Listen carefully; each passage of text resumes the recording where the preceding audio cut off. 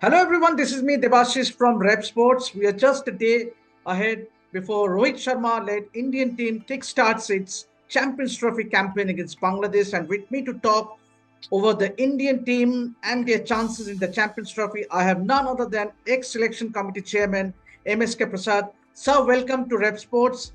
First up, what is your assessment of the squad pick for the Champions Trophy? Yeah, first of all, thank you, Mama. Thank you for inviting and even to the viewers. I have absolutely no doubt that India will enter into this tournament as hot favorites because of the blend that we have right now in our team. Of course, we might be missing Jasprit Bumrah, but still, compared to the other sides, our team looks more balanced and more sorted out in every department. So, do you reckon that given the conditions in Dubai, the selectors have taken the right call in including five spinners in the squad? See, if you say the same for the, for the T20 World Cup that we had earlier in 2021-22, I would have said no. That was a poor choice of selection because we know that it would be a dew will be dominating in that particular tournament. So, in fact, that tournament also we had almost five spinners. So, but right now, I think with the emergence of people like Akshar Patel as an all-rounder, or even Washington, Sundar, Ravindra Jadeja, they're considering all these three bowlers more like all-rounders.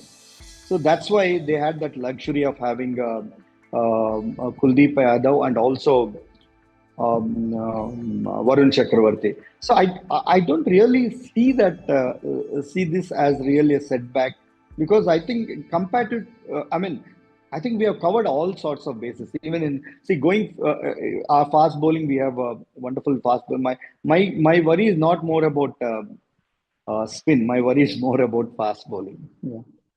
So, given that you not just spoke about fast bowling, with Bumrah's unavailability, who would you prefer to start with? Will it be Arshdeep and Shami or you would rather go with Harshit Rana, who has impressed in the recently concluded ODI series against England?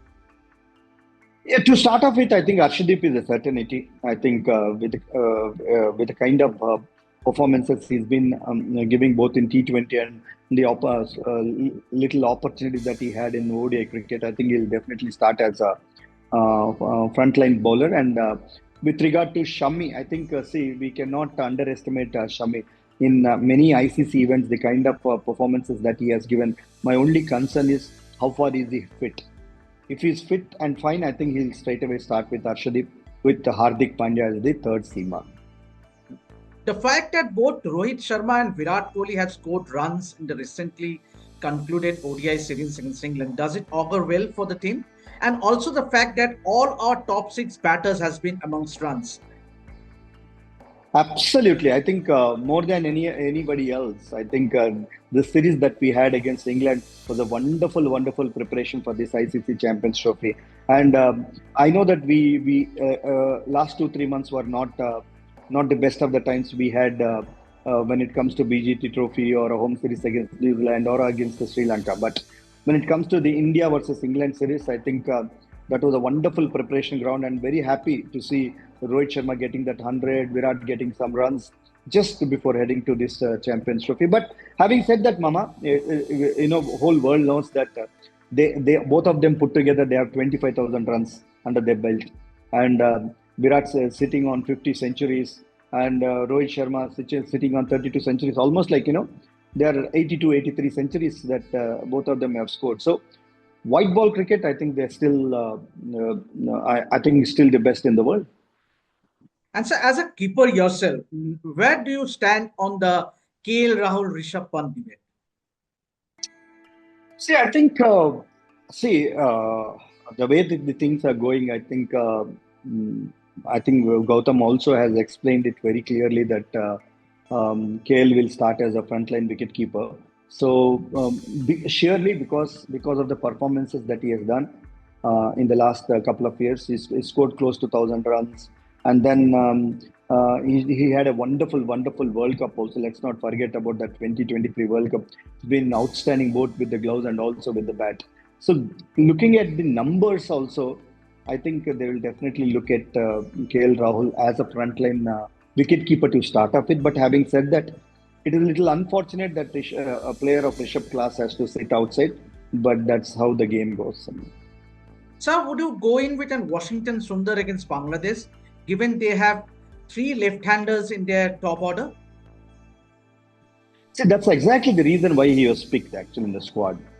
He will only be playing against an opposition which has got more number of left-handers. But still, say I would definitely toss up because someone like Varun Chakravarti can throw you a surprise. So with Varun coming in now, this has caused more sort of a healthy headache actually, if we can say that healthy confusion is what that. So it's like horses for courses, Mama. I think if the opposition is filled with more number of left-handers, that's the only way where Washi will be playing. Otherwise, it will be very difficult for him. I think straight away Akshar Patel and Jadeja will definitely play in the squad, and the other spinners will be rotated depending upon the opposition. So, talking about Varun, he has been a revelation in the recently concluded white ball series against England. How do you see his inclusion in the side, and would you prefer him in the playing 11, and if so, in place of whom? Say Varun of 2021-22 and Varun of 2024-25 is absolutely a different Varun Chakravarti. Ever since he started doing well for KKR, especially you saw how he has done in T20 format. He is absolutely a revelation. I totally agree with you, and I think it's a welcome sign for Team India because not many oppositions might be knowing him, especially against Pakistan. He can turn out to be a trump card, because Pakistan never played him. At least the other players, in some way or the other in IPL, they would have played him. But against Pakistan, he can turn out to be a surprise weapon for us. So, as a selector, is managing transition the hardest part of your job? And you always tend to be loyal to players who have done well over the years. Your take? See, as a selector, uh, I mean, I don't know about the other selectors. The planning that we have done is uh, we have uh, we have created a bench strength so that the transition is very easy across different formats. It's how the real potential, the real strength of the selectors lies in developing the bench strength because you cannot do much about the current Indian team because this Indian team has been selected and groomed by the previous selectors. So the real stuff of a selector comes out by seeing the bench strength that he has developed, he or his entire team has developed. So the transition, yes, yes, for any organizations or for any teams, transition is definitely a must. But I don't really see that, if you are well prepared. I'll give a small example. Prithvi Shaw got injured in Australia, a test match. Simultaneously, we were having a series in New Zealand, India A series, and we flew in Mayank Agarwal. Straight away, he came. First match, I think the first he was playing for the first innings. Both the innings he played as if he has played, I think 40, 50 test Yeah, matches. that was the That's the Boxing Day test, if I could remember, 2018. exactly. See, that's how the transition should happen. Transition shouldn't happen by surprise. It should be a natural course of action, natural So, process. on that count, at the same time, how important is that young talent gets a chance at the right time? Were you a bit surprised that Yashasvi Jaiswal didn't even make the squad? He has been India's best batter over the last 12 months. Yeah, because see, I was really little. I know, my heart goes to him because the kind of performances he has delivered in the last 4 5 months or in the last 1 year has been unbelievable. I was little shocked when he was removed from the squad. See, he would have been an ideal third opener in the squad, but probably they're looking at KL Rahul as the third opener, I guess. But Yashasvi Jaiswal, the kind of form that he is in, I felt that he deserved to be in the squad. Probably they have picked five spinners, maybe one odd spinner, an extra spinner that they have picked. Otherwise, Yashasvi would have found a place. So you reckon that India have picked an perhaps a spinner more, or would you have loved to see a extra simmer in perhaps maybe Mohammad Siraj, who is in the untraveling reserve? Yeah, Siraj is also one of the dark horses. Very very unfortunate that Siraj has to miss out, and someone like Harshit Rana, I mean, he's impressed everybody across all three formats. There's no two ways about it. But let's not forget that Mohammad Siraj was number one in the ICC rankings in the last 1 year in ODI cricket, and suddenly he not finding a place in Champions Trophy was little tough. But see, sometimes you can only fit in 15 players in the squad. You can't go beyond that. You can't have everything. You can't have 20 different options. You only have 15 players to fit in into the squad. And Harshit Rana, there's no two ways about it that he has impressed one and all with his pace, with his knack, with his change of pace that he and with the heart that he has shown. Of course, Siraj is also one fighter. There's absolutely no two ways about it. But probably they would have gone ahead with Harshit Rana, maybe because of the pace or because of the different dimension that he brings in. Probably they would have thought that Shami or Siraj are very similar type of a bowlers, and that's also one reason why he missed out. And So, given the way Shreyas Iyer has grabbed his opportunity, obviously he missed out on a contract and he was out of the Indian team. And then the manner in which he made a comeback, he instantly made his presence felt in that Indian side against the series against England. Your take on Shreyas Iyer and how crucial will be his role batting in at number four, because that is one position that is very, very crucial. absolutely, that's what we have seen him. Someone who has got 500 plus runs in World Cup with two centuries, three half centuries. He is in sublime form. Unfortunately, on technical reasons, he lost a central contract, but that did not hurt him. Actually, that really pumped him to come back even more stronger. If you see, he's got 100 average in Vijay Hazare Trophy. He's been in phenomenal form. We also saw him in we saw his form against England also. He's in I think form of his life. It's a wonderful thing that especially uh, with the little inconsistent form that our seniors are right now. I know that they're having a little tough time, but the form of Shreyas Iyer or a KL Rahul or a Shubman Gill will definitely cover up in case something. I know if you really need someone to stand up for any sort of pressure situations or for any good cause. I think that's what Shreyas has been doing. He's been very very aggressive, uh, and the short ball that he had. If you see that all the English bowlers were actually attacking with short balls, but somehow he negotiated it very well. Probably he's planned and he's prepared very well for those shortcomings. Otherwise, he looks in a fantastic form. Good sign. A player, see, suddenly you lose 2 wickets, and you have someone like Shreyas Iyer who coming and he's playing with his heart out. It's a very, very big, good welcome sign for Team India. And my next question is related to Shubman Gill. You think that added responsibility of giving him that vice captain is automatically brings out his best and what we saw in the series against England, he was in sublime touch. So your thoughts on Shubman being promoted as the vice captain of the white ball team? See, Mama, this guy is already averaging 16 in ODI cricket. I think in his 60, close to 60 is his average in ODI one day format. That speaks volumes about his performance, especially in ODI cricket. I think, he's second to none right now. He's real prince of Indian cricket, and at the right time, I think I'm very happy that Ajit and his entire team has taken a right call by promoting Shubman Gill as the vice captain, because what happens is, we don't know what happens after Champions Trophy, or we really need a transition in that department also. Especially leadership is something that which is definitely we are very much in need of. If you look back about the next leaders after Virat and Rohit, I think you're shortage of leaders. So so this is the right time, and that to an event like ICC event.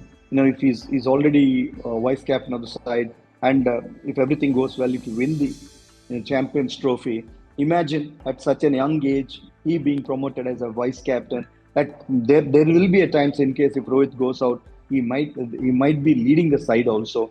So the training ground is absolutely fantastic for him, and selectors have taken a fantastic call by promoting him into that wonderful position of a vice captain. Yeah, on that count, would you have risked a bowler like Jasprit Bumrah as full-time Test captaincy coming up, say the series against England? Yes, I do. I do agree that because we are entering into a new cycle of ICC Test Championship, the 2 year cycle. I think going forward, the selectors will definitely think about having a fresh captain, and no, I think Bumrah is absolutely ready to take over the mantles. And if at all you are looking at any other leader, I think make him as the look at a youngster and make him as the vice captain so that he'll have an understudy with Jasprit Bumrah. Jasprit Bumrah being a thorough professional, the vice captain will definitely learn a lot from Jasprit Bumrah and his experience. And as and when required, if you have a little relatively easy series, I think that's when Bumrah can be rested and the vice captain can take over as a captain. That will be a wonderful training ground, and I would definitely pitch in for Bumrah taking over the Test captaincy in the next cycle. So it's not possible for the selectors to watch every single Ranji Trophy or a Dalip Trophy or a India A game. So where all do they take guidance from, as far as picking the right squad is concerned? Uh, See, as a selector, you should definitely keep an eye on this on domestic cricket.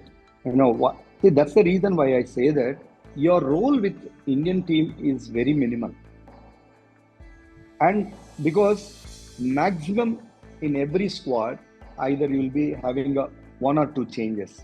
That's what if you look at any squad also, unless you have a drastic failures and you really wanted to remove everybody or something like that.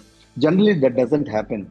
So that's why your role, selector's role, is very very important to have both the eyes open, eyes, ears, everything open for Indian domestic performances. So that's how you actually identify them, nurture them, groom them through a systematic process through India B, India A, and ease them into the international cricket. This is the transition that's how we have brought in Shubman Gill or a Rishabh Pant or including your Akshar Patel, Mohammad Siraj, all these guys. They were, if you see, they played almost like 1.5 2 years of India A cricket. Then only they got into international cricket. So selectors, all the five selectors should have their eyes and ears fully open for the performances that are happening in domestic cricket, and keep an eye on them. Then table them, and then either you put them through NCA. See that if you have identified someone, give it to VVS Lakshman and his team so that they will groom and get them ready for you for India A or Dilip Trophy or whatever it is. Finally, sir, obviously, what is your take on that all important marquee clash between India and Pakistan? Obviously, that is one clash that the entire world is waiting for to watch. El Clasico,